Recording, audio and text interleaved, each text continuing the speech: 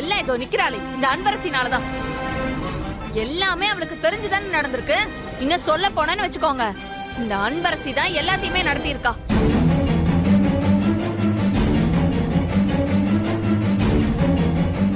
என்னைக்காவது கொஞ்சமாவது நம்ம குடும்ப மானத்தை பத்தி யோசிச்சு பாத்திருக்கியா நீ? டேய் அனன்யா, நீ உன் லிமிட்டை தாண்டி போயின்னு இருக்க. யாரும் இங்க பேசலங்கிறதுக்காக சும்மா உன் இஷ்டத்துக்கு என்ன வேணா பேசலாங்கிற அர்த்தம் கிடையாது, புரியுதா? அவ பேசுறதுல என்ன தப்பு இருக்கு? அவ சொல்றது 1% நான் காது கொடுத்து கேட்டு இருந்தேன்னா என் பொண்ணுக்கு இந்த நிலைமை வந்திருக்காது. ஏய், அனன்யா சொல்ற மாதிரி இது உன் திட்டமா? உன்கிட்டதான் கேக்குறேன். அத்த, நான் எல்லாமே நம்ம குடும்ப நல்லதுக்காக தான் பண்ணேன். சுபாவோட வாழ்க்கை அழிக்கிறதுக்கு தான் இந்த வீட்டுக்கு வந்திருக்கியா நீ? இப்ப பாரு, அவ வாழ்க்கை அழிஞ்சது மட்டும் இல்லாம என் குடும்பம் மாறும். அம்மா, இங்க நடந்த எல்லா விஷயத்திலும் என்னோட பங்கு இருக்குமா? ஆனா நாங்க சுபாவோட எதிர்காலத்தை மனசுல வச்சுதான் இதெல்லாம் பண்ணோம்.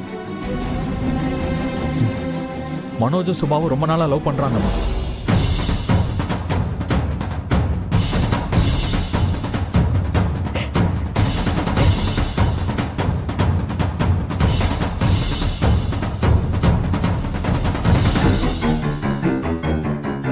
இந்த விஷயத்த உங்ககிட்ட சொன்னா நீங்க ஏத்துக்க மாட்டீங்கன்னு தெரிஞ்சதாம நாங்க இந்த விஷயத்த பண்ண வேண்டியதா போச்சு. ஓ, அப்ப எல்லாரும் சேர்ந்துதான் என்ன ஏமாத்திருக்கீங்க.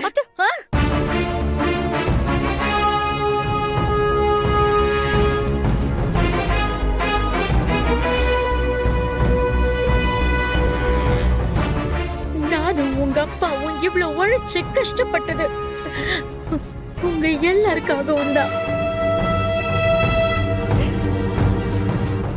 சுபா எதிர்காலத்துல எந்த கஷ்டமும் படாம வாழணுங்கிறதுக்காக தான்.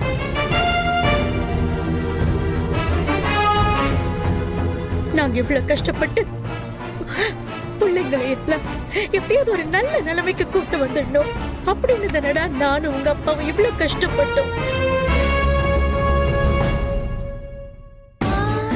உங்க வாழ்க்கை நல்லபடியா அமையணும், என் பொண்ணுக்கு ஒரு கோடீஸ்வரர் வீட்டுல நல்ல வாழ்க்கை அமையணும்னு நான் நினைச்சதெல்லாம் தப்பா? அம்மா,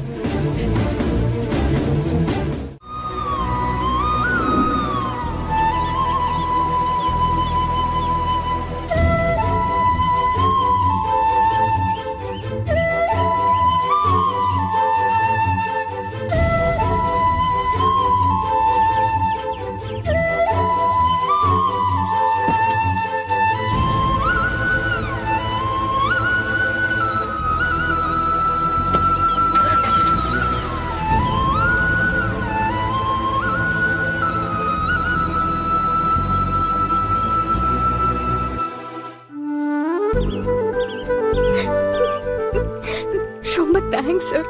இப்ப எதுக்கு தேங்க்ஸ் எல்லாம் சொல்ற? நீங்க அத்தை கிட்ட விட்டு கொடுக்காம பேசலாம், ஆனா நான் உங்களுக்கு ஒரு தேங்க்ஸ் கூட சொல்லக்கூடாதா? இதெல்லாம் எதிர்பார்த்து எந்த புருஷனும் பண்றது இல்லம்மா.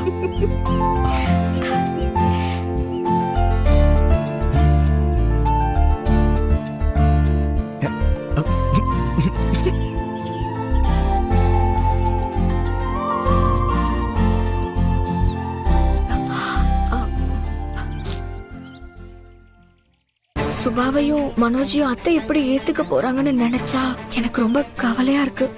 இப்பதானே அவங்க கல்யாணம் நடந்து முடிஞ்சிருக்கு. நீ இப்ப அதை பத்தி எல்லாம் யோசிச்சு மனசை போட்டு குழப்பிக்காம அமைதியா இரு. காலம் கைகூடி வரும்போது எல்லாமே நல்லபடியா நடக்கும்.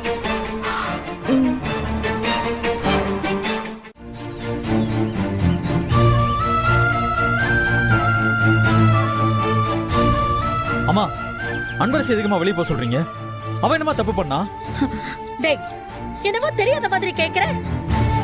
இன்னைக்கு நடந்த எல்லா பிரச்சனைக்கும் காரணமே இவதாண்டா. மண்டபத்துல எல்லார் முன்னாடியும் குடும்ப மானம் போய் எல்லார் முன்னாடியும் நான் தலை குடிஞ்சு நின்னதுக்கு காரணம் இதோ இவதான். திட்டம் போட்டு என்ன அவமானப்படுத்திட்டல. இனிமே ஒரு நிமிஷம் கூட நீ என் வீட்ல இருக்கவே கூடாது. ஏய், போடி வெளியே. என்னம்மா பண்றீங்க?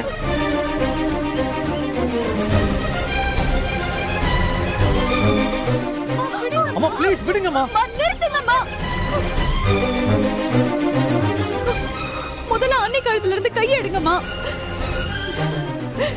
எடுங்கம்மா. வார்த்தைக்கு வார்த்தை அன்பரசி என்ன அவமானப்படுத்திட்டான்னு சொல்றீங்கல்ல. அவங்களால உங்க மானமே போயிடுச்சுன்னு சொல்றீங்கல்லம்மா. இப்ப இந்த குடும்பத்தோட மானத்தை காப்பாத்தினதே அண்ணிதான்.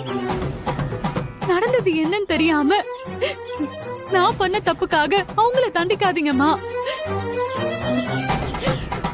உண்மை என்னன்னு தெரியும். நீ அமைதியாரு. உனக்கு எதுவுமே தெரியாது. அத்தை கிட்ட நான் பேசிக்கிறேன். அத்தை, நான் அப்படி என்ன தப்பு பண்ணிட்டேன் அத்தை? மனோஜும் சுபாவும் ஒருத்தருக்கு ஒருத்தர் உயிருக்கு உயிரை காதலிச்சாங்க. அவங்க பாவம். அவங்கள நான் சேர்த்து வச்சேன். எங்களோட காதலை ஏத்துக்கிட்ட மாதிரி அவங்களோட காதலையும் நீங்க ஏத்துப்பீங்கன்னு நினைச்சேன். நான் அவளை பெத்தவன். நான் இங்க குத்துக்கல்லு மாதிரி இருக்கேன்ல. அவளை அவ காதலிக்கிற பையன் கூட சேர்த்து வைக்க நீ யாரு?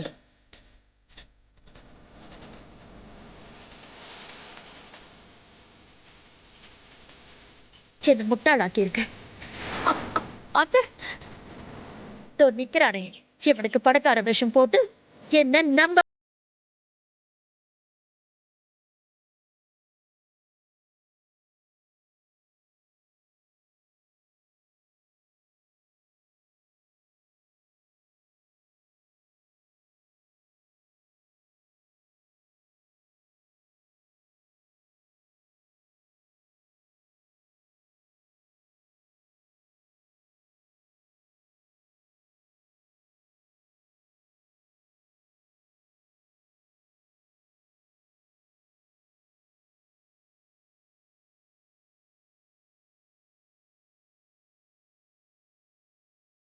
நாசம் பண்ணிட்டியே.